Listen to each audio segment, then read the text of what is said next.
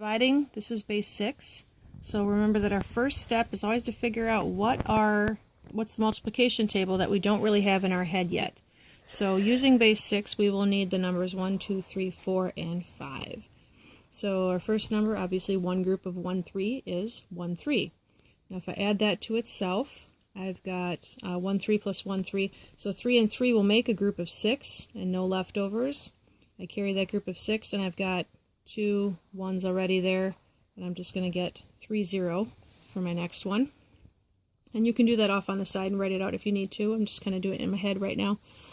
Now this next one would be 3 plus 0 is 3, 3 plus 1 is 4, okay? And then now I can kind of imagine better because I've got this and I'm going to add another one of these in. So I've got 3 plus 3 is one group of 6 and 0 leftovers. So I'm going to carry 1 up, and then I've got 1 here, and I've got 4 here, which means another group of 6. So I'm actually going to carry into the third place value and have a 0, 0. So 1, 0, 0. And then the last one is 1, 1, 3.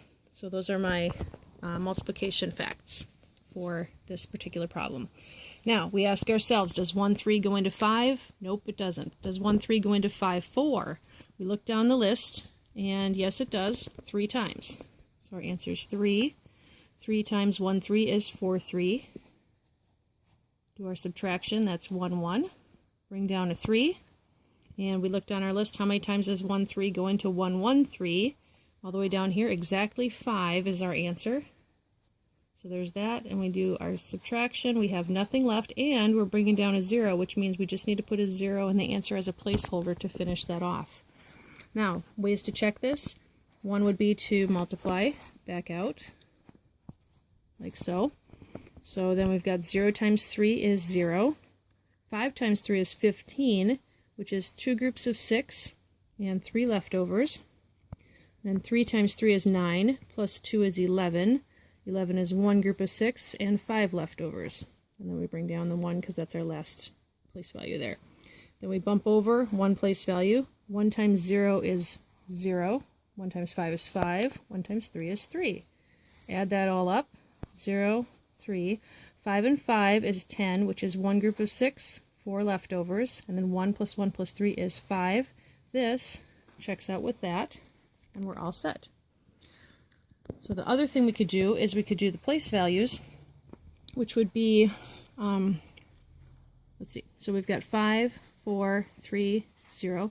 We've got 1s, 6s, 36s, and 2 16s.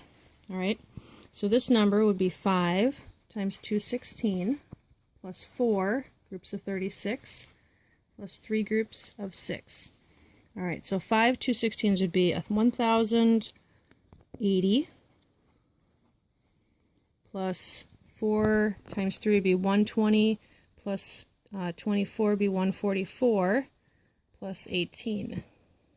All right, we put that all together. We've got 1,100, 1,200, 24, 34, 1,200, 34, 1,442. Does that sound right?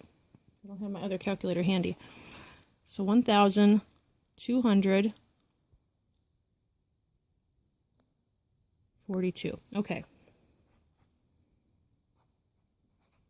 We'll go with that for now. All right, and then what we divided by, so that would be 1,242 divided by this number, 1, 3, which was 1 group of 6 and 3 leftovers, which would be divided by 9. We think that that equals 350. So that would be 3 groups of 36, which would be 108, plus 5 groups of 6, which would be 30. So we've got 108 plus 30, so that's 138. All right, now I don't have my calculator handy, so we're just going to double check this and hope that it comes out right. So we're checking now that 138 times 9 is 1242 in base 10. So this is 72. Put down the 2, carry the 7. This is 27 plus 7 is 34. Carry the 3. 9 times 1 is 9 plus 3 is 12. Oh, look at that. Ta-da! Okay. And there's our division in base 6 with 2 different ways to check it.